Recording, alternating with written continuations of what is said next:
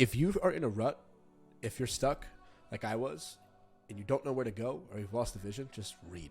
Every year I push myself to do something I'm uncomfortable with that I don't want to do. And it's paid huge dividends. And you want to know how I built to where I am right now? No marketing. Zero marketing. All partnerships. It's all who you know.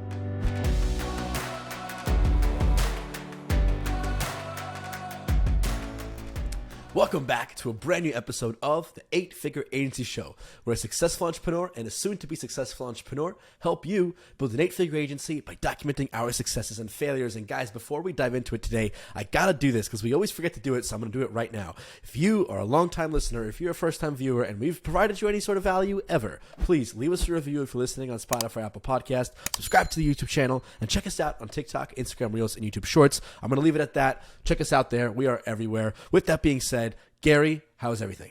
It's going great, man. Just out here living the dream, digging through January, looking at how the first quarter's off to a good start. The company jumped a lot.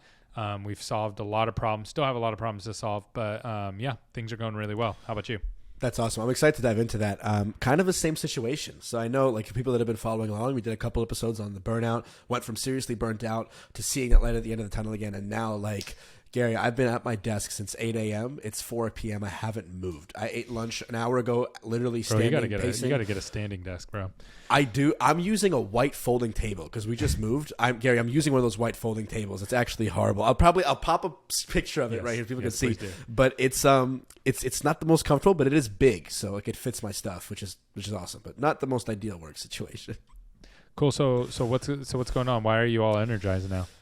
Yeah, that's a great question. So last week, my big accountable thing was like read, right? I stopped reading and then I was like, I got to read more because I figured I kind of know what I need to do. I don't know how to do it. I'm kind of losing direction. So I might as well do it with people, learn from people who've been doing it. Like I'm learning from you. What did I read? I read Rocket Fuel. I finished that book and I finished reading Built to Sell. Rocket Fuel was amazing. Highly recommend it. Thank you, Gary and Josh Harkis, for recommending the book. Great book. It again, I've spoken about it 3 times now, but it really showed me, like, if I really want to build something real, I'm most likely not that person who's going to be able to do it all myself. I need somebody else. That doesn't necessarily mean a partner, but I need to hire somebody or give somebody equity who can come in and be what's called an integrator. So what the book taught me is basically you have a visionary and you have an integrator. Most entrepreneurs are visionaries. Some are integrators. Visionaries need the integrators. It's kind of in the name, but the visionary is mostly responsible for like dealing with big clients, closing big sales, keeping the vision of the company aligned, new ideas. I know you're very visionary minded, Gary, as am I. Mm-hmm. But then the integrator is the person behind the scenes who actually takes the visionary's ideas and implements it. They fit it into the accountability chart. They fit it into the org chart. They actually tactically build the SOPs of like, hey, this goes here. Here's how we're going to make this happen. Here's how long we need to do it.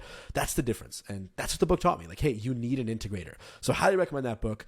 Yeah, that's where a lot of frustrations come from in the entrepreneur world is that visionary people are out there trying to build systems and do things that aren't really their fit to do. It's horrible. My biggest point of burnout was that. So like today, I took the necessary steps to get my project manager on it. Like with the help of Stella again, I actually built out, basically copied her thing in Google Drive and we built it from scratch of like, hey, here's how the company hub's going to look like. But I knew that I wasn't going to do anything with this. So I very quickly today was like, hey, project manager, here's what I've built. Do you like it? Do you not? Why? And then just like follow these steps and do it. And I said, listen, You can, it's very interesting because you can, so my business partner, he's more naturally on the integration side, even though he can also be visionary, but he loves to like get into systems and those kind of things. Where Eve is more to my like day-to-day integrator. So she's my project manager day-to-day. She's integrating. I'm like, hey, I need to launch 2 podcasts. What do we need to do? And she's like, okay, here's what we need to do. So that's a huge call out. No, absolutely. And, it's interesting you said that because the book, I've spoken to some people since reading it, and the book actually says, like, look, just because you're a visionary doesn't mean you don't have integrator tendencies. And just because you're an integrator doesn't mean you don't have visionary tendencies. Yep. The way they describe it, it's like 80% of one of them. So, like, I'm not fully visionary. I still have some qualities of an integrator. Again, I point back to Stella because she's super integrated minded, right? And she was helping me with all this. She is not fully an integrator. She was even telling me, like, Derek, I don't know, like, I might not be an integrator. I'm like, you are. You just have visionary tendencies. That's normal. She's 100%. All entrepreneurs have that. Yeah. Yeah, for sure. I've seen her systems. Her mom is probably listening to this here right now. Like, It's insane. It blew my mind. When someone says, I would rather go work on my systems than go build the new thing, that's where you're like, okay, you're an integrator. You're an integrator. Yeah, absolutely. Absolutely. But yeah, the book actually explained that. So it's interesting how you said that your partner as well, he's like an integrator, but he also has visionary tendencies. And it's the same for you. I see it sometimes as well. Like even with the 8-Fig episodes, how we're integrating on certain processes as well. But the second book was Built to Sell. And I got to say, this was one of the best books I've ever read in my life. Not just from the value it provided, but Gary, I have never read a business book written in a story narrative form. I read the book in 1 day. Sorry, 2 days, half and then half. I couldn't put it down. The story was so good, and the lessons were so good. What was your main takeaway from it? I have to productize my service-based business. That was my main takeaway. That was the entire. So what does that mean? Break that down for me. If I pretend like I'm absolutely. Look, if you haven't read Built to Sell and you're running an agency, I highly recommend you do it. Basically, the way it's written is it breaks down this journey of a guy named Alex. Alex is going to really resonate with you. He was basically describing me just a little bit further along. He's a burnt-out agency owner who's doing everything in his business, who can't seem to scale because he's customizing plans for every single client. He's making, like $100,000 plus bucks a month, decent cash flow, but he can't seem to scale. And he decides he wants to sell his business. Quickly realizes from a mentor of his who sold multiple businesses for multiple 8 figures that he can't sell his business because it relies on him. And this is something, Gary, you and I have talked about in many 8-figure agency episodes. In agencies and service-based businesses, we built them in such ways where the owner, if we step back, the company doesn't flow. We're not actually building a business. We're just building, like a self-proprietorship, like a glorified freelancer, right? Where we're still jumping from thing to thing. Yep. Bottom line is, the whole premise of the book is how do you take a service-based business, separate yourself from the crowd by creating a productized service, one that you don't have to customize for every single client, but that you can just repeatedly sell without having the owner be responsible for all the sales and without having to be involved in every single step of the process. So I'm happy to go deeper into that, but no. So I want to break this down for people. So the first step in that is actually niching down, because if you serve everybody in the whole world, and this is what happened to me. I was serving every kind of client, had every kind of marketing service, and guess what? Not scalable. I couldn't grow it. Like every time I tried to grow, I ran out of money because I was having to hire more people. So to fix that, we said, we're only going to do dental. Then we dialed it in, and then we said, okay, now we're going to go through and actually productize what we actually sell. So we have packages, same thing, over and over and over again. All that changes is the budget that they give us. And that is 100% necessary to be able to remove yourself from the process. It really blew my mind because I kind of was already going in that direction, but the fact that this book was written in a way where every single thing in a narrative form, which is why I couldn't put it down, it was just written so well. It literally hit the nail on the head. Why the main character Alex was burnt out, the things he was experiencing. For example, he has big clients like whales, 50,000 a month clients, but he's stressing to the gills because the clients make up more than 15% of his business. That was one of the rules. It's huge. And then he went all in. It took you through every step of the process. If you haven't read the book, I highly recommend you read it. It also, a will lot of people change your entire who perspective. think if you think, well, I don't want to sell my business, I just want to build it. That's me. But you still build it to be sellable, because if you're building it for somebody else to be sellable, then you're going to be much more detailed in every step along the way. So you build it to sell, even though you may not sell it. One thing I really loved about the book is it didn't go too specific, but it went just specific enough, right, Gary? So one thing it went through is it gave us through the general process, but a couple things that it didn't go into is the exact systems that Alex and his team built. It didn't have to do that, right? But in his thing, I'm not going to reveal what he did, but when he niched down and he built his process and built his service into a product that you could repeatedly sell, which is, I'm literally going to copy what they did. I'm going to take my company's video editing for clips and create it into a 5-step process that's hey, first we do this, then we do this, and just sell it. The same for everybody. It's just how much content do you want? It's exactly what I'm going to do. But my point with that is that's where systems come in, right? So I love your take on that. Regarding how specific it has to be, and we actually guys have an episode on this. You'll probably see it on screen right now on how to build systems. But what's your take? You've read Built to Sell, right? I'm assuming you've read it. If I did, it was a long time ago. I think I've just heard about it so often that I kind of understand what the book's about. So I don't know if I've actually read the book or not. I know what the premise is, but I might have to buy that for you. I might have to ship that to you. I don't think I have. I don't think I've read it. So I'm gonna add that one to my list. And I also, the other one that you're gonna, but I've sat there and I've listened to people talk about Built to Sell, because I listen to YouTube videos a lot. So that's how I know about that book. What's the other book that you're thinking about reading?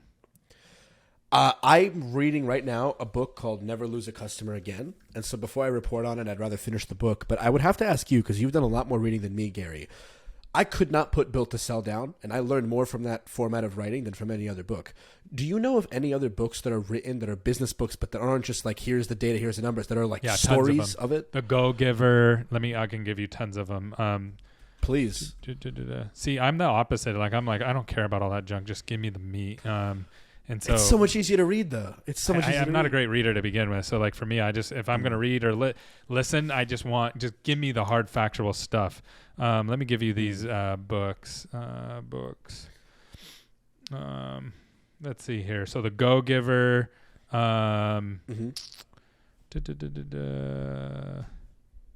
$1 Trillion Coach is done through that, through story format. Who Not Hows, I think, is story format, if I'm not mistaken. Creative Inc. is story format. High Output Management, story format. A couple of these other ones, I think they are, but I don't want to say them if they're not. Checklist Manifestos done through story format. The 5 Dysfunctions of a Team is done through story format. Leadership and Self-Deception is done through story format. I think Conversation Worth Having is done through that way, but it might not be. That's a good list. I'm buying all these after this call, and I'm shipping Built to Sell to your house, because you should definitely read it. I think you would really love the book, Gary. It's fantastic, and it's like 150 pages, a quick read. But wow, I mean, I gotta say, my biggest takeaway from all this, and we could go further in the books, but I'd love to know what you're up to, Gary, since last episode. If you are in a rut, if you're stuck like I was, and you don't know where to go, or you've lost the vision, just read. Yeah, just read some books. Research, read, learn, and then you'll get the ideas again, and then you go back to executing. It's that, the slinky, it's just a different type of slinky. If you don't have an idea, read. If you have an idea, execute. If you don't know how to execute, break the idea down, and just follow that process over and over again. So it's interesting. So here's what we did last week. So HR reached out to me, and they said, hey, do you want to do a presentation on 2022? And I said, sure. What do you want me to present on? And they said, just the year and our wins and stuff. And I was like, okay, what do you want me to say? Because I can't even think of anything. And so I live so far in the future, Derek, that I literally I couldn't think of anything. I'm like, what happened last year? It was all, because my brain is already living in 2023, and I'm already planning stuff for 2024. So I felt horrible, Derek. I felt awful, because I'm like, I know the team worked hard. We grew by 57%, right? It wasn't like nothing happened. And so I was just like, man, I don't know what to present on. So I said, go to each of the department leads, have them pull up, and I want to hear what they did last year. And so they all did that. And then we had a 20-minute presentation, and each department, client success had 1, 2, 3, 4, 5, 6, 7, 8 things. IT department had 3 or 4 things, which is a new department. Product had 5 or 6 things. Human resources had 8, 9 things. Finances had 1 thing. Operations had 5 things, 7 things with multiple bulletin points underneath it. Let's see. Business development had several things. Corporate marketing had several things. So we ended up with this list that was 100 long of all these things that happened last year. And as I sat there and listened, I was like, oh yeah, we did. We made some huge progress. And then here's the thing that we heard from everybody. That was really good for us to hear what happened last year, because I think other people are like me. I'm probably extreme on forgetting what I did, but I think other people also forget, right? So that was huge for me, and I could go deep into that, but just looking at where we came from and what we actually did was humongous. Also, like I told you last time, we had a little bit of a churn issue in the year, totally normal for marketing agencies. January, we've rebounded already, and we're really pushing hard right now to start taking our productized service that we have, and we're unifying the voice of it from internal to external. And then we're launching 2 podcasts. So these podcasts are going to be more bottom of funnel. So my other podcast, Dental Riffs, Dental Marketing Theory, are very high in funnel, where we take big ideas and big concepts in the industry, and we talk about them, but that doesn't bring me business, right? What it does is it makes people familiar with me, positions me as an expert. Really important. And those are very valuable. And we also talk about broad enough subjects so we can use your kind of service to where, hey, let's push out my favorite cereal or whatever, weird things that everybody would be interested in. But then we push in, we're going to create 2 podcasts that are much more closer to the bottom of our sales process. And so we're doing one, it's called Dental Marketing Go. And I named that. So that was my idea, and super proud of that. We're going to have some sweet logos and play around with that. And the other one is called Full Arch Advantage. And full arch is like all on fours, where you get implants for like a full arch of your teeth. Very, very expensive, right? It can be anywhere from $30,000 to $150,000 to get all your teeth replaced. Yeah, it's very expensive. Big, big, big treatment. So those 2 shows are going to be around marketing tactics, specifically on those particular subjects. And so Dental Marketing Go, I'm bringing on people who I want to be. I have a couple rules. So one, I want them to be our customer. So we went back to our dental marketing boot camp, took everybody who's not a customer, said, we want to bring you on the podcast. And so now I'm going to build a relationship with them. I'm also going to create content around that. We also bring on experts who can teach one thing. So these are not lofty ideas. These are bringing on people who are going to teach us how to better schedule your new patients for marketing, or how to set up ad campaigns for marketing, or whatever, right? And then we're going to bring in team members as well. So we're bringing in either potential clients, we're bringing in experts, or we're bringing in team members, or we're bringing in happy clients who we're using, and we're talking through how we're doing that. And then we're going to make these short podcasts. So 15, 20 minutes on one subject. They're going to be super SEO'd titles, right? So like how to fix your SEO on your website or whatever, right? And then we're going to make them very entertaining. So we're going to cut in memes and music flowing throughout. So it's not going to just be just us talking the whole time. It's going to be more engaging. So we're not going to do shorts on it, because I don't think the shorts will do well, because it's so niche of a subject. But it's more bottom of funnel, and we're building those out. And then I'm super excited about that. So anyways, that's what I've been up to. Yeah, I mean, I got to tell you, I think we've talked about this before in the past, because my company was heading in that direction, but I think a lot of people underestimate the power of podcasting for business. But I think where people mess up is they think that their business podcast needs 1 million viewers. Like, I've had so many, like when we were pivoting, for anybody who's a long-term listener of the show, they know my company went in that direction, and you're very familiar, obviously, as well. Like, people that I had meetings with, like, they would want, like, hey, how do I get my random sales podcast 1 million listeners? I'm like, but you don't want 1 million listeners. Just interview your guests. Interview prospects as guests. Make them feel famous. They'll instantly trust you. They'll be like, how do I give you my money? Like, but take that's my a money. totally different goal than being famous or being known or having authority. Those are 2 totally different things. Absolutely. I'm really excited, because I'm seeing your vision all come together, and being a part of it's really exciting. And looking back in like 6 months, I'm really curious to see where it goes, like how effective this is going to be. Like in 6 months, I want to sit down and say, Derek from Dental Marketing Goat, we closed this many clients, led to this much revenue. Like, that would be so awesome. Like, truly, that would be awesome. So I'm really excited, because I just recently had somebody reach out. They're a multi-billion-dollar company, and they said, hey, we want to sponsor your podcast or something, right? They're not sure yet. And they have this very specific product that they want to do it around, that we do marketing around as well. And we've talked about doing a podcast just around that. So I'm going to get on, I already know I'm going to get on the call with them, and I'm going to say, yeah, what do you guys want to do? Do you guys want top of funnel, or do you guys want bottom of funnel? And I already know they're new to the podcasting world. So they're going to be like, I don't know, like, well, tell me the difference, right? And I'm going to be able to walk them through, like, you could sponsor this one up here, but this is going to be broader. It's not going to be people down at the bottom ready to buy, but it's going to get your name recognized. It's going to give you authority in the space. Or we could start a new podcast for you down here, and these are going to be people, we could teach them how to market your product, and these are going to be people who want to buy from you right away. And so I'm really excited about that. But I would have never got that opportunity, Derek, if I didn't have the Top of Funnel podcast. Top of Funnel. Yep. Make sense? Yep. It's missed by so many.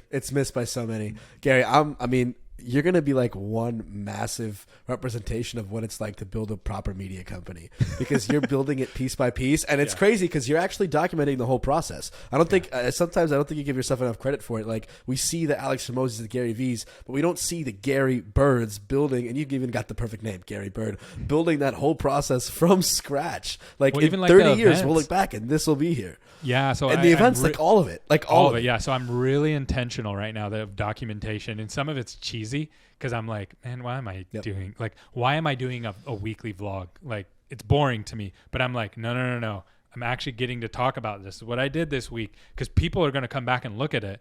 And we did, our first vlog was around our first event. Then we're going to do another event. Then we're going to do 3 events. And next year we're going to do 4 events. And then all these podcasts are going to spin. Like, we have one of the podcasts actually matches one of the new events we're launching. So we're going to have branded podcast with events, with partnerships, and it's all going to come together. It really is. I can already see it, but I'm living in like 2025 right now, mentally. That's awesome. I'm excited to see this vision come together. Gary, let me ask you this, kind of bring it back to what we were talking about before. You said that, churn was an issue and that January kind of turned around. How did January turn around? What did you and your team do? What kind of results have you seen in the last just couple weeks, in the first couple weeks of January? We didn't change a lot, to be honest with you. It's just the end of year type thing, and we're a bigger company now, so it's like the numbers get bigger, right? So if you're churning 1% and you have a $100,000 agency, do the math on that. And if you have a $17 million agency, do the math on that, right? So it's like, it's just, you're playing with bigger numbers. Now, I will say we have tons of opportunity. I think the biggest opportunity that we have that we're working on right now is creating a unified voice across the departments. So creating a unified voice horizontally in the company.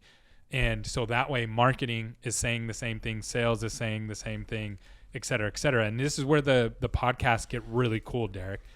What I'll be able to do now is, cool, we know that this pain point over here in our account managers, this is causing clients to churn.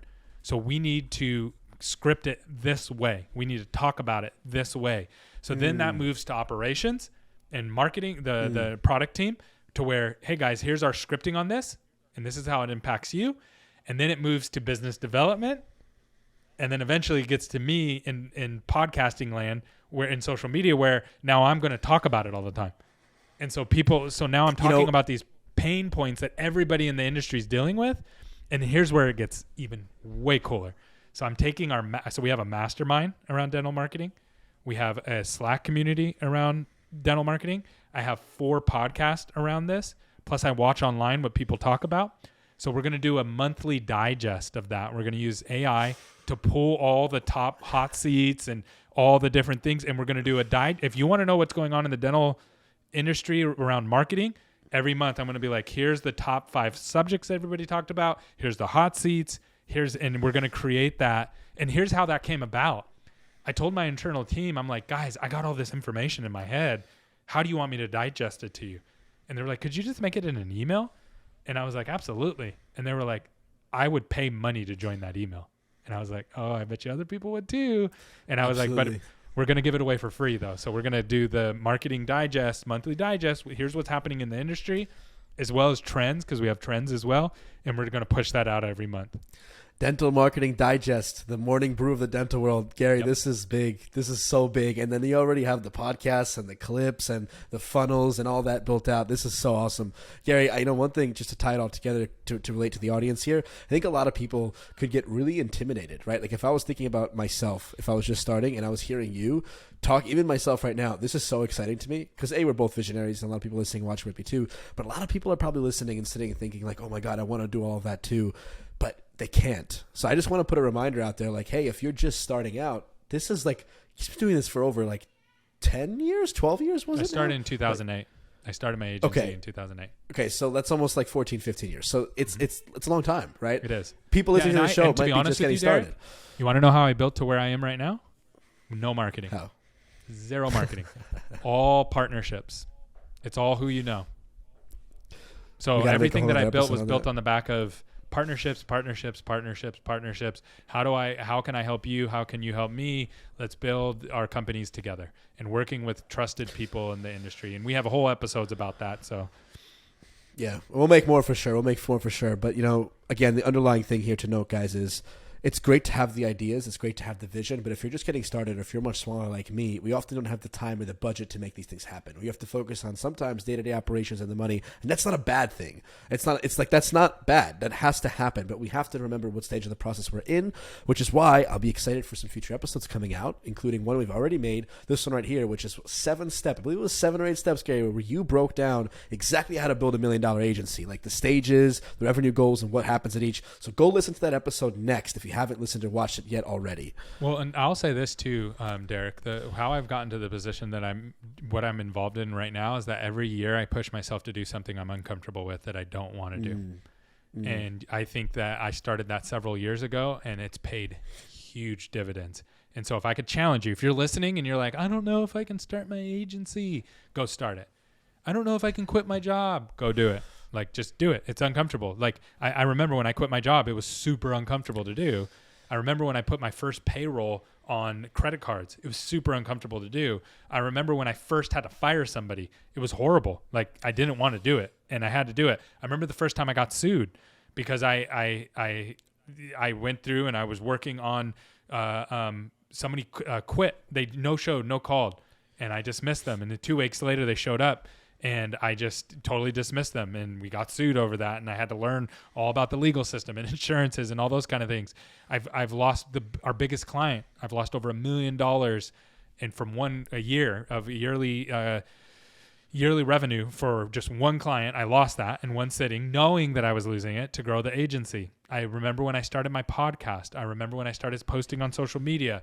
I remember like all these things pushed me outside of my comfort zone, and they were all purposeful decisions that I had to make. It's all part of the process. It's all part of the journey. It really is. That's why I'm so glad that we get to document all of this. I really hope this episode is valuable. We covered, if you're feeling in a rut, you don't have direction, what do you got to do? You got to learn, you got to read. Reading is the best thing to do. It's some great books. I really recommend Rocket Fuel, Built to Sell. I just finished those. They're great. Gary recommended a bunch as well if you like that story form. Also, Traction's great. I haven't finished that one yet, but I've heard it's fantastic. Gary, from what you've been saying, you've recommended it multiple times. Those are all great books. Many more. We'll maybe even create a resource of like the best books to read for agency owners. I think that might be really valuable. Gary, you explained your vision, and I'm really excited. I think the audience is going to be excited to see you piece all together, to hear your updates, compare your update today to your update from 6 months. I think it's going to be a really cool transition. I can already see the clip, like throwback. You said it here 6 months later. Oh, we did the 2 podcasts. We closed this much in revenue. Here's how the events went. That would be a really cool throwback clip. But yeah, overall, fantastic episode. I hope we provided some value to you guys. Gary, anything else to add before we wrap up? Have a great day. Go do something uncomfortable. With that being said, guys, if you enjoyed this episode, consider leaving us a like or subscribe to the channel on YouTube. If you're listening on Spotify or Apple Podcasts, please leave us a review. We want to grow more reviews. We're 1,000xing the show this year, which is crazy. And guys, we're finally getting clips back in flowing on me. I dropped the ball. Cobbler's shoes. If you don't know what I'm talking about, check out the burnout episode. But we're getting back in the flow. So check us out on TikTok, Instagram Reels, and YouTube Shorts. With that being said, guys, peace out.